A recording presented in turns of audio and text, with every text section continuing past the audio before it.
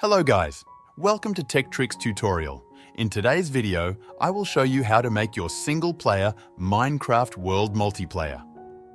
First, open Minecraft and load up the single-player world you want to share. Once the world is loaded, press the escape key to open the pause menu. In this menu, you'll see an option called Open to LAN. Click on it.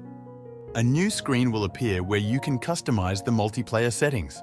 You can choose to allow cheats or select the game mode for other players. Once you're ready, click Start LAN World. You will see a message showing a port number which is needed for others to join.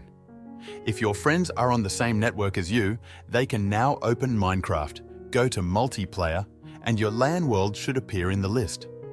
They can click on it to join. If your friends are not on the same network, you'll need to run your world on a server. First, create a server folder on your computer and download the official Minecraft server software from the Minecraft website. Set up the server by following the instructions on the website. Next, locate your single-player world in your Minecraft saves folder.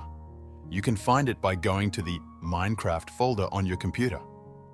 Copy your world folder and paste it into the server folder where the server.properties file is located. Once you've done this, edit the server.properties file to ensure it matches the settings you want for your multiplayer world.